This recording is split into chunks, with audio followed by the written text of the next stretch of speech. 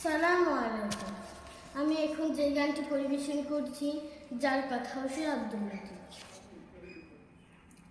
দুয়ারে এসেছে পালকি নায়রে দাও তুলো রে তুলো মুখে আল্লাহ রসুল সবে বলো, মুখে আল্লাহ রসুল সবে বলো।